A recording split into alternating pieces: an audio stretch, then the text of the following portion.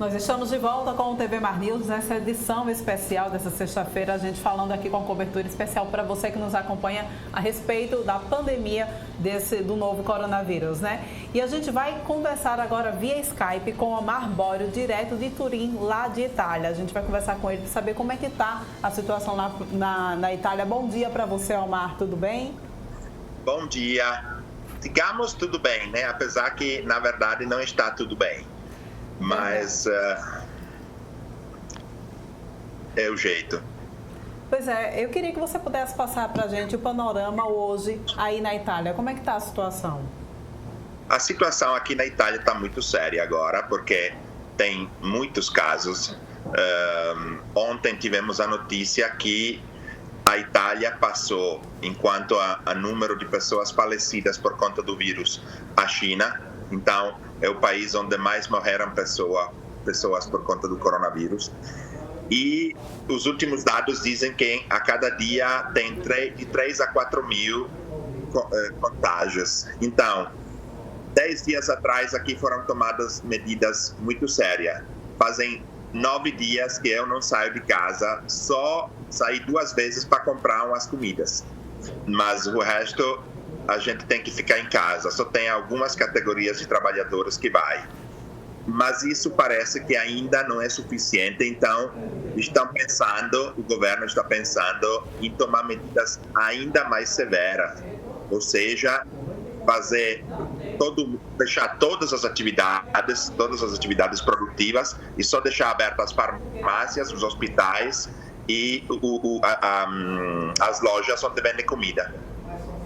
Omar, a que se deve? O que é que você acha que essa situação da Itália chegou a esse ponto? Os italianos não levaram a doença a sério? O que é que você acha que aconteceu?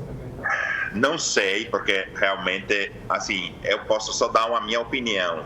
Eu acho que, no começo, todos subestimamos. Eu mesmo, quando eu escutava as notícias vindo da China, eu achei que era uma gripe um pouco mais forte, talvez, mas é uma gripe.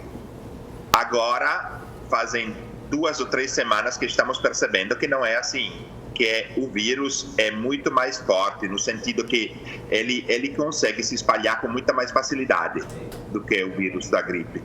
Então, tem que ter cuidado, principalmente as categorias mais fracas, porque os idosos e os doentes são os que mais morrem aqui. Então, para cuidar deles, todo mundo tem que ficar em casa e não ir na rua para não contagiar os outros, porque a pessoa pode até não ter sintomas, mas pode conseguir contagiar muitas outras pessoas. Então, eu acho que a causa foi que, no começo, foi subestimado tudo. Para a gente, eu subestimei, todo mundo que eu conheço subestimou, e principalmente o governo subestimou. Esse foi o grande problema. Omar, Alexandre Lino falando, eu já conheço você faz um excelente trabalho de solidariedade Itália com o Brasil. Vou pedir para você explicar como você, italiano, fala tão bem português, conhece tão bem a nossa realidade aqui, por que você tem essa facilidade com o português? E eu também queria saber de você se existe, qual região na Itália está mais prejudicada em relação ao coronavírus, se tem alguma região que está pior a situação. Sim, então, a primeira pergunta é porque desde 2004 eu vou para Alagoas e em 2009 fundamos uma associação, uma ONG, digamos, que trabalha em parceria com a Pastoral da Terra de Alagoas para ajudar o povo do campo de Alagoas, os trabalhadores rurais e sem terra. Então, esse é o motivo. Então, todo ano eu vou para aí. Esse é o motivo porque eu falo português. Apesar de não ser perfeito, mas como eu fico treinando o tempo todo, melhorei. Agora, quanto à região, que tem mais pessoas contagiadas pelo coronavírus é a região que se chama Lombardia, que é a região onde tem Milão. Para você ter uma ideia, mais ou menos metade dos 40 mil casos de contágios que houveram na Itália foram naquela região. Então aí o problema é muito sério, porque quase não tem mais vagas nos jornais. Ontem eu escutei o governador daquela região que falou que quase não tem mais vagas nos hospitais. Então fica difícil. E as pessoas morrem com muita facilidade agora. Ontem ou antes de ontem, eu não lembro, passou uma cena muito forte.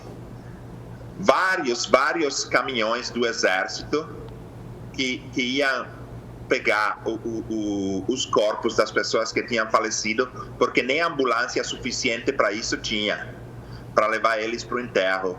Nem as funerárias, nem as ambulâncias conseguiam dar conta. Então foi preciso o exército ir lá e carregar um monte de caixões nos caminhões. Então aí a situação é muito séria mesmo. A gente recebeu a informação, chegou a informação aqui no Brasil para a gente ontem, há poucos dias, né, de que agora, a partir de então, o governo italiano vai deixar de internar os pacientes de 80 anos para cima. Como que vocês receberam isso? Não, ainda não estamos nesse ponto. Falaram que, se continuar assim, pode acontecer que os médicos vão ter que escolher para quem dar os cuidados que podem fazer sobreviver. E nesse caso, a escolha vai cair sobre quem tem mais possibilidade de sobrevivência. Isso é o que normalmente acontece quando não tem um número suficiente de vagas num hospital ou em outros lugares. Então, com certeza, os que vão ser, se isso acontecer, ainda não aconteceu, se isso acontecer, os mais prejudicados serão os idosos, que seriam os que têm menos probabilidade de sobrevivência. Olá, aqui é Mara, tudo jóia? Uma pergunta bem básica assim, que eu queria saber sobre a comunicação do governo. Como é que está a comunicação do governo com os moradores da Itália? Está sendo eficiente? Vocês estão se sentindo bem informados? Estão achando que esse processo está sendo transparente, apesar de todas as dores que ele tem causado? Sim, por enquanto sim. Por enquanto, todo dia os governadores das várias regiões fazem uma comunicação para as pessoas, principalmente o da região Lombardia, né, que é aquela que é mais afetada com o problema. E às 18 horas, o responsável da Proteção Civil, que foi nomeado responsável para essa emergência, ele fala na TV Nacional, dando os dados, quantos morreram, quantos novos foram atingidos pelo vírus, quantos já se recuperaram, porque tem uma notícia, digamos que nessa situação ruim, tem também uma notícia boazinha, que já mais de 4.000 pessoas se recuperaram. O problema é que demora muito para se recuperar, então eles não liberam as vagas nos hospitais. É por isso que pode ter aquela situação que falamos antes. Mas, por enquanto, a comunicação está sendo boa. Eu não sei se as medidas são suficientes, isso eu não sei. Já tem alguém que fala que, como eu falei antes, é preciso fechar tudo de vez por 10, 15, 20 dias, para ninguém sair de casa e não deixar o vírus se espalhar, botar a polícia e o exército nas ruas para fiscalizar quem sai, se tem a permissão de sair. Ainda não chegamos naquele ponto, mas se continuar assim, com 4.000, 5.000 a cada dia a mais, eu acho que vamos chegar naquele ponto.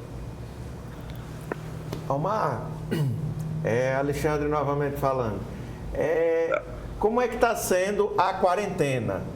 Como é que está sendo ficar em casa? Você sai, como é que é? E a comunicação com os vizinhos, como é que está sendo?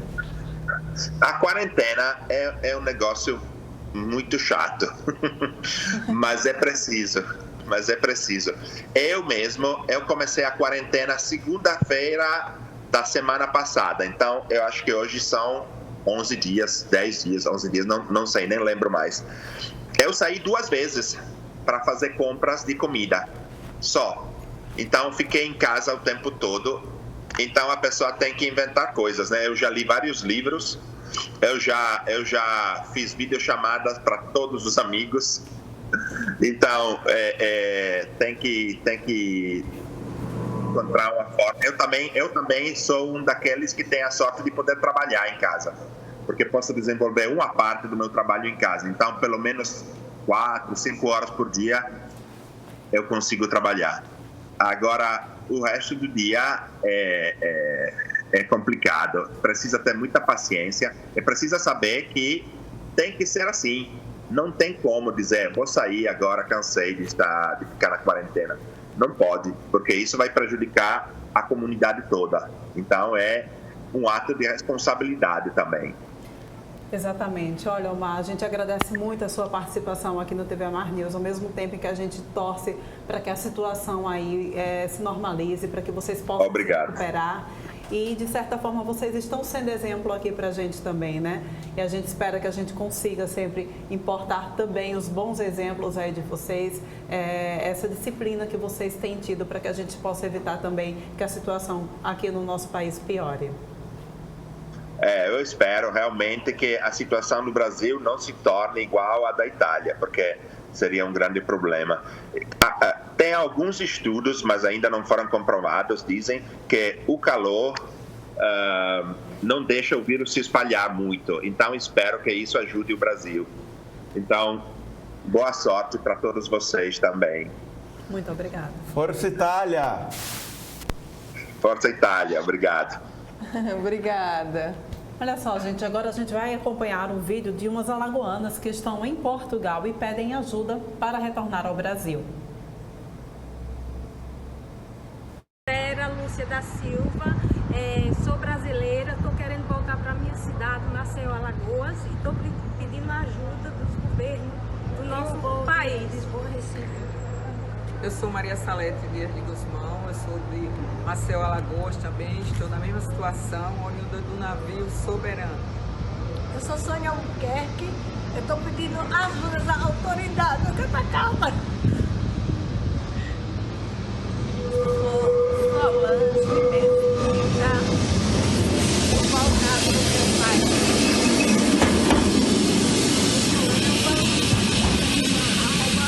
E nós queremos voltar para o Brasil e nós viemos do navio Pomatu e temos passagem Lisboa, Recife no dia 25, um voo direto. Queremos que o governo autorize este voo. Lisboa, Recife, direto. São apenas 7 horas e meia de voo. Eu sou Alva, alagoana, brasileira, principalmente alagoana. Estou aqui junto com um grupo de 6 pessoas e viemos reivindicar as autoridades brasileiras que elas tomam uma solução para o nosso caso. Passamos muito constrangimento nessa viagem devido a uma responsabilidade de uma empresa que nos colocou no navio da Soberano e sabedora da questão, gritando que já estava esse coronavírus. Então, contamos com a colaboração de todos os brasileiros que nessa hora estão vendo esse vídeo. Estamos aqui em frente ao consulado e tivemos boas informações. As pessoas foram bem atendidas, mas essa empresa, o nome é CVC. Infelizmente, eles não podem fazer nada no momento. Então, a gente conta somente com as autoridades brasileiras para que, por favor, nos tirem de Portugal, porque a gente aqui estamos abaladamente, emocionalmente e financeiramente, já não está dando para segurar aqui, porque somos todos trabalhadores de classe média, não temos o cacife de passar tantos dias num país que a moeda é muito superior à nossa, ok? Com compreensão de todos. Um grande abraço. E a companhia TAP aumentou a passagem daqui para o nosso país para 4.000 euros, enquanto a passagem é 650 estão euros. explorando a nossa angústia. Então, gente? estão fazendo de uma crise Um lucro. um lucro, E a gente uma quer, oportunidade e de a lucrar desonestamente, porque a TAP está cobrando 4.000 euros por uma passagem que a gente pagou 600. E ninguém tem condições de pagar 4.000 euros no Brasil, dá 16 mil.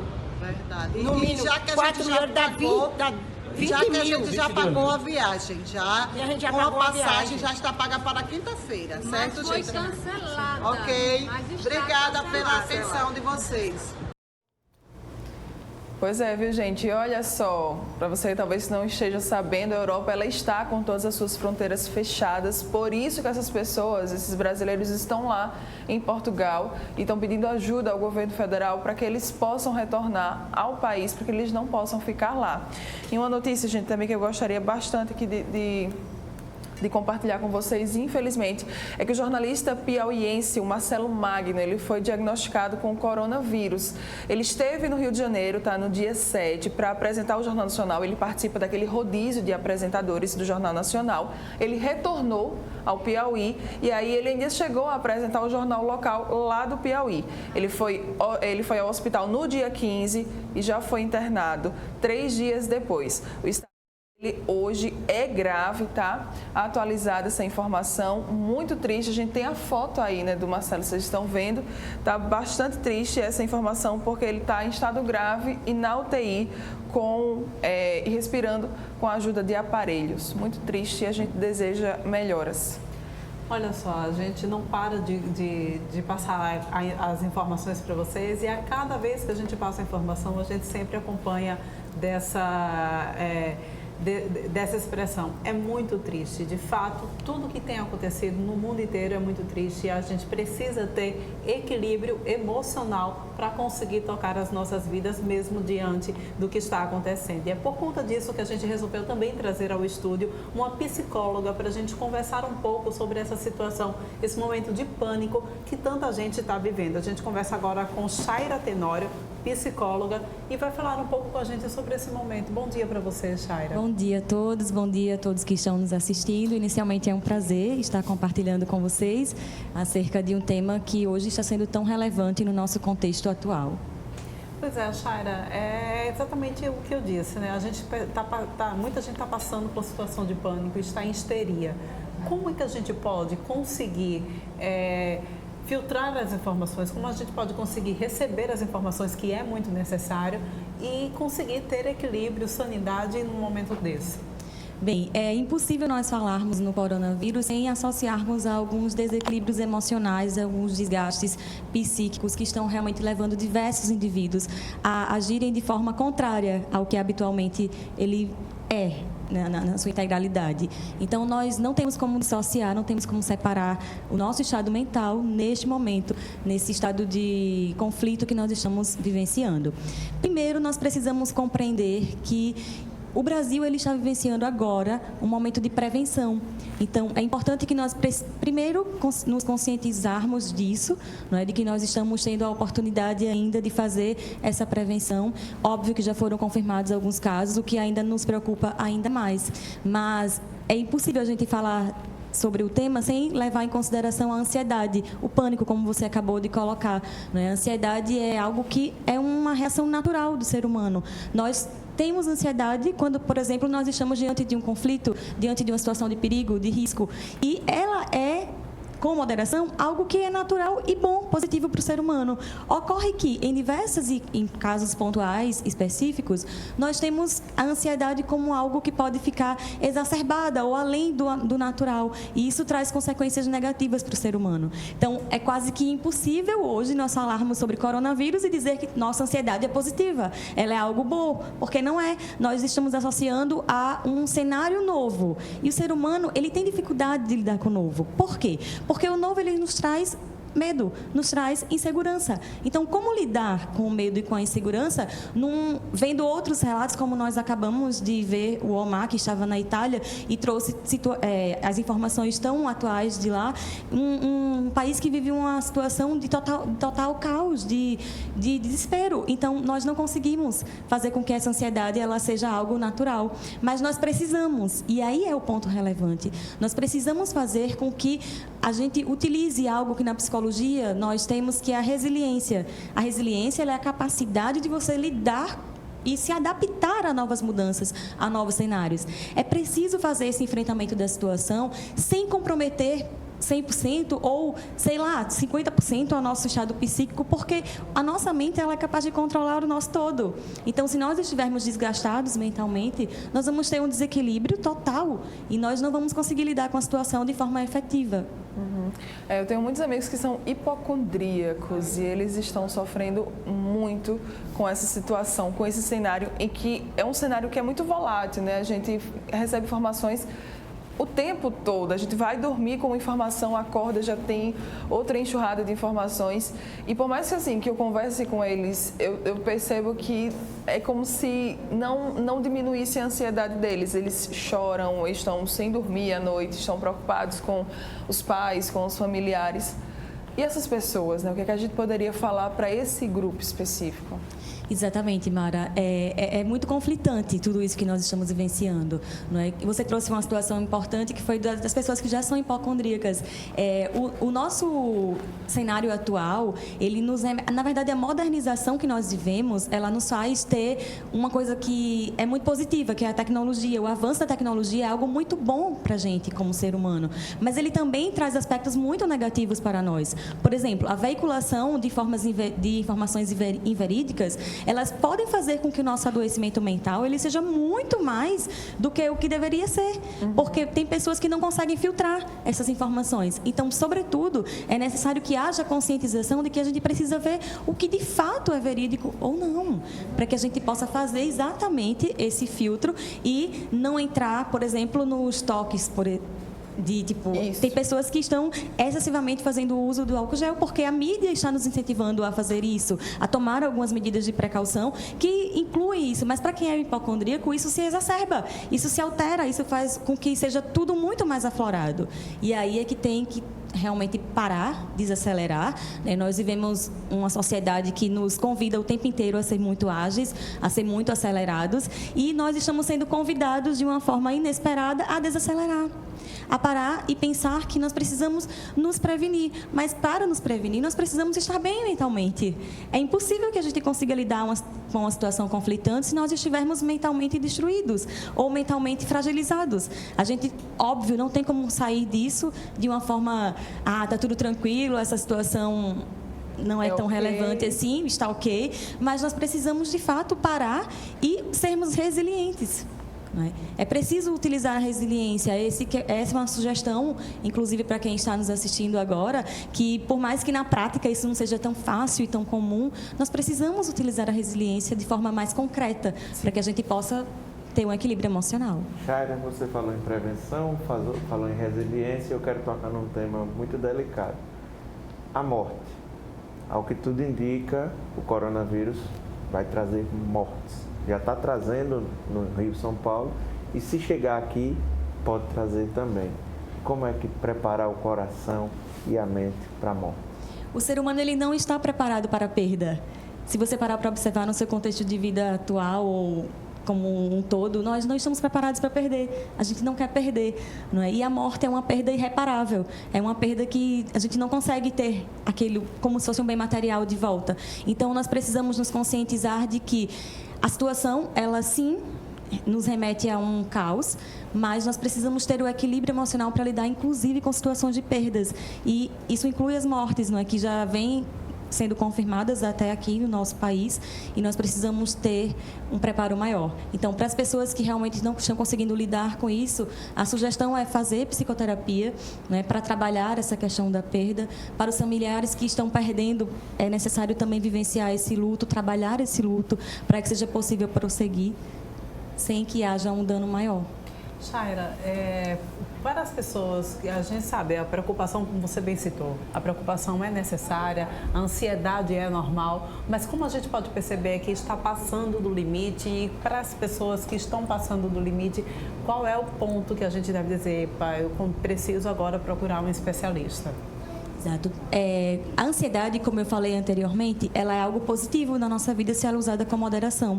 Mas quando ela começa a avançar para transtornos, por exemplo, o pânico é um medo excessivo, é um medo que nos paralisa. E quando nós estamos paralisados, nós não conseguimos funcionar como ser humano. Então, o nosso todo ele vai ficar comprometido. Então, nesse caso especificamente, Pohlani, nós precisamos, primeiro, nos conscientizar da necessidade de um acompanhamento psicológico mais efetivo, porque a situação ela pede, na grande maioria das vezes, isso, e termos a consciência de que nós estamos trabalhando a prevenção e é momento de se prevenir. E não é só o momento de se prevenir fisicamente, é psicologicamente também e principalmente.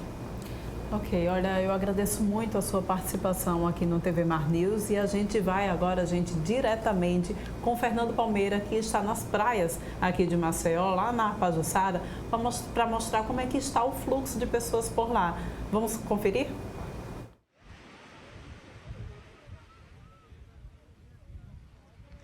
É isso aí, Mara, Pohlani, Lino. Olha, é isso mesmo, estamos nessa maravilha de praia, um sol brilhante, quentíssimo, e para quem pensava que o vírus iria proibir o coronavírus desse pessoal que vem visitar Maceió, de estar nas piscinas naturais, de estar aqui na praia, os bares, também as barracas, as sombrinhas. Olha os turistas ali chegando, outros já embarcando para a piscina natural aqui na Pajuçara.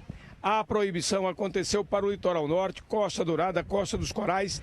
Está proibido o passeio de jangadas e visita às piscinas naturais do nosso litoral norte. Litoral sul e Maceió, por enquanto, está aí liberado para o pessoal. E muita gente, conversamos agora há pouco, já embarcou um casal de turistas de Minas Gerais e que não estão muito preocupados, apesar de estarem sim preocupados com o coronavírus, mas eles vieram se despreocupar, vieram aproveitar férias e disseram que não vão perder jamais estar aqui na Pajuçara, ir até como já estão chegando agora lá na piscina natural. Mais um grupo aqui, Chico, dá para mostrar, olha só aquela jangada ali, já sendo preparada para os turistas embarcarem.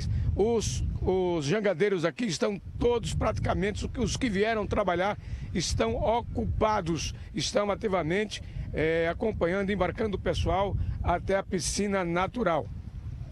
Com relação aos museus, a Secult, Secretaria de Cultura, já confirma de que estão todos os museus e as atividades culturais paralisadas em quarentena. Da mesma forma, o secretário de Turismo e Desenvolvimento Econômico e Turismo, Rafael Brito, do Estado, ele chama a atenção daqueles que cancelaram as suas passagens, mas que não exijam dinheiro de volta, remarquem no momento que for preciso, no momento que for seguro, para que não haja a diminuição do fluxo de turismo, tanto saindo de Maceió como também o pessoal vindo. Remarca que essa é a orientação da Secretaria de Desenvolvimento Econômico e Turismo de Alagoas. É esse panorama. O mar está tranquilo, muita gente já fez as caminhadas, tem a frequência tanto de nativos e principalmente nos surpreende o número de turistas que nesse momento estão aqui em Maceió, na Pajuçara, aproveitando esse sol e embarcando e curtindo essa maravilha de piscina natural. Aqui da Pajuçara, com as imagens de Chico Nogueira, Fernando Palmeira para a TV Mar News especial. Pohlani, Mara, Lino, com vocês. Muito obrigada, Fernando. Olha só, gente, tem gente ainda negligenciando esse momento e a gente precisa estar sempre vigilante, como bem mostrou aí Fernando Palmeira. Apesar de a gente estar em plena sexta-feira com um sol bonito, a gente tem, de fato, ele mostrou aí um fluxo menor de pessoas nas nossas praias, mas a gente viu que ontem, inclusive, saiu um decreto, né, da CDTUR fechando esses espaços públicos, esses espaços de turismo, jangadas, os passeios de jangadas deveriam também estar sendo suspensos, assim como os nossos museus também estão fechados para visitação. A gente vai agora para um rápido intervalo, volta daqui a pouquinho com muito mais informações aqui no seu TV Mar News.